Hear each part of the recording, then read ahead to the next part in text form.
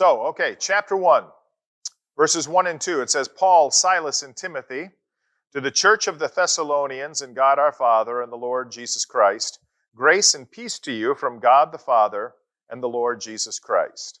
So Paul is writing again to the Thessalonian church. And in this letter, he writes to them about three things that he already started addressing in 1 Thessalonians. Okay? He's going to emphasize persecution, the second coming, and the idol. I-D-L-E. Not I-D-O-L, I-D-L-E. Now, if Paul had already written about these things in 1 Thessalonians, same people, same author, same audience, then why do you think he has to write about them again in 2 Thessalonians? Let me ask you, in your spiritual walk, have you just had to be told things once? Change is hard, isn't it? Change is hard sometimes. And we don't immediately respond. And we are creatures of habit, right?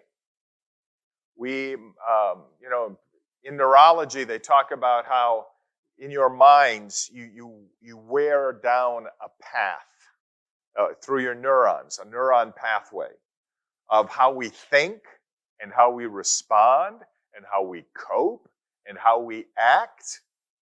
And change occurs when you intentionally build a different neuron pathway. But if you've been, let's say every time you feel slighted or insulted, your reaction has been, I'm going to slight worse, I'm going to insult bigger. If you've done that for 30 years, how many instances do you think it takes of humility and biting your tongue before you don't react that way? Right? I mean, it's going to take hundreds and hundreds until it becomes natural not to react and not to bite somebody's head off. Right? And so Paul has talked about these things with the Thessalonian believers. But change is slow. Change is slow. I'll admit that in my life. Change is slow. Change in the church is slow, right? So Paul has to come back and revisit these things again.